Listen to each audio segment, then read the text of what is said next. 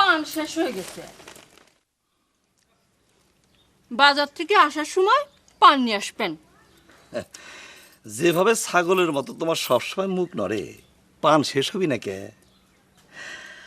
তোমার পান খাওয়ার বড় দিকে মনে হইতেছে বাজার থেকে পান কিনে নাই নে, তোমারে নিয়ে পানের বরজে বেঁধে রেখে আসতে পারলি ভালো হয়। খাওয়ার মধ্যে একটু পানি তো খাই, তার জন্য তো খুঁটা দেন কে?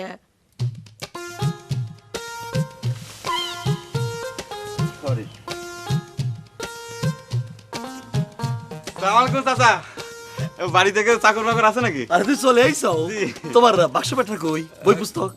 ওই যে ঘরের পিছনে রাখি আইছি, এই জন্যই তো চাকর বাকর খোঁজ করতেছি।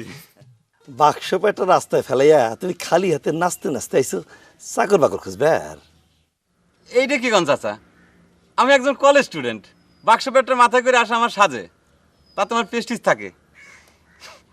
আপনি একবার চিন্তা করে দেন আপা। ওই স্যাংরা, হার পাইকে গেছে ম্যাট্রিক পাস করতি, কথা কার হুশ নাই? কাক তুমি আপা কাছাও? এটা তোমার চাষি। ওরে আল্লাহ, বিসমিল্লাহ, বিরাট ভুল করে ভাড়াইলাম চাচা। চাচি আপনি কিছু মনে করেন না। সালাম করো আমার না চাষি রে। লোকটা কেডা? আরে এই তো সেই নতুন জাগির। জি আপা, জি চাচি, আবার ভুল করে ফেলাইলাম চাচা। জি, আমি হচ্ছে একজন কলেজ স্টুডেন্ট, গোলাম মোহাম্মদ ফারুক।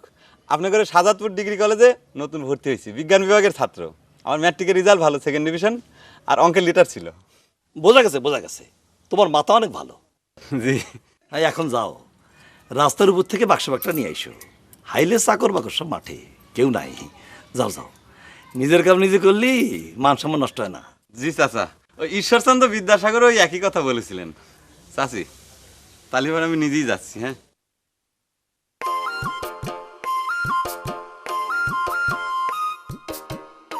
যাও ঘরে যাও।